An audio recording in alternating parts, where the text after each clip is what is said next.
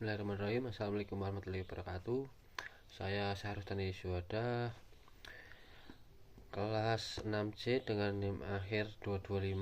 Di sini saya akan menjawab beberapa soal pertanyaan tentang UAS hukum penanaman modal. Untuk soal yang pertama yaitu adalah pengertian dari penanaman modal, yaitu menurut perspektif hukum Indonesia, penanaman modal menurut hukum Indonesia diatur dalam Undang-Undang Nomor 25 Tahun 2007 tentang penanaman modal. Secara hukum, penanaman modal adalah segala bentuk kegiatan penanaman modal baik oleh penanam modal dalam negeri maupun asing untuk melakukan usaha di wilayah negara Kesatuan Republik Indonesia.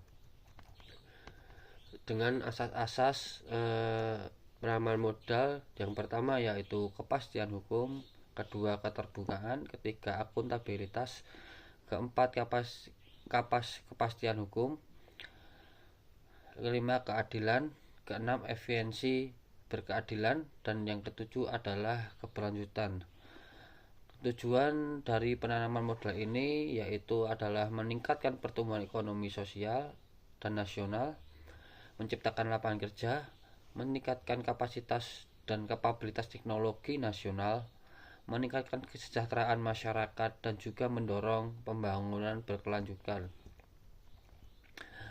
Penanaman modal mendorong pertumbuhan ekonomi nasional dengan cara meningkatkan produksi, menciptakan lapangan kerja baru, memperkuat daya saing, dan juga menambah penerimaan negara melalui pajak ekspor impor. Selanjutnya yaitu soal yang kedua, saya akan menjawab langsung dengan regulasi penanaman modal di Indonesia, terutama tertuang pada UU nomor 25 tahun 2007.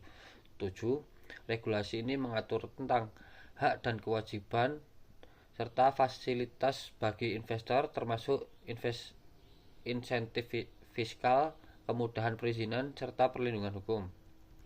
Seperti contoh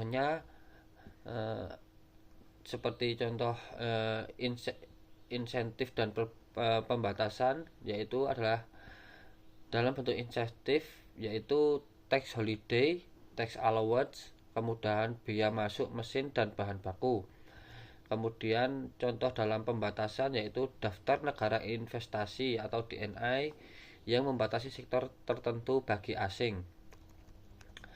Pengaruh efektif terhadap investasi ada tiga pengaruh yang akan saya sampaikan, yaitu insentif yang jelas dan transparan dapat menarik investor asing dan domestik. Pembatasan yang rasional menjaga sektor strategis tetap dikuasai nasional. Yang ketiga adalah ketidakpastian regulasi atau perubahan kebijakan yang mendadak bisa menurunkan minat investasi. Dampak terhadap pertumbuhan ekonomi nasional yaitu regulasi yang efektif menciptakan kepastian hukum, meningkatkan kepercayaan investor, dan memacu aliran modal ke sektor-sektor produktif yang pada akhirnya mempercepat pertumbuhan ekonomi. Selanjutnya adalah soal yang ketiga, yaitu adalah kepastian hukum, berarti adanya sistem hukum yang stabil, adil, dan dapat diprediksi, termasuk dalam menegakkan kontrak investasi. Pengaruhnya terhadap kepercayaan investor yaitu investor cenderung menanamkan modal dalam lingkungan yang memiliki penegakan hukum yang kuat dan independen. Penegakan kontrak memberikan jaminan bahwa kesepakatan bisnis akan dihormati dan diproses hukum jika terjadi sengketa. Implikasi terhadap stabilitas ekonomi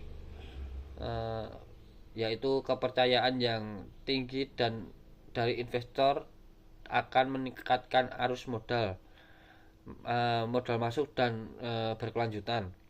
Kepastian hukum yang mengurangi resiko ekonomi dan meningkatkan daya saing investasi. Penegakan hukum yang buruk akan menimbulkan ekonomi biaya tinggi, resiko korupsi, dan juga ketidakstabilan iklim usaha. Dan soal yang keempat adalah hak investor. Hak investor yang pertama adalah mendapatkan perlakuan yang adil dan setara, memperoleh jaminan atas kepemilikan, mendapatkan kompensasi atas pengambil alihan oleh negara jika hal itu terjadi, mendapatkan kemudahan perizinan dan insentif. Kewajiban investor yaitu ada mematuhi hukum dan peraturan di Indonesia yang sudah berlaku, menjaga lingkungan hidup, memberikan perlindungan terhadap tenaga kerja, dan juga menjalankan tanggung jawab sosial perusahaan.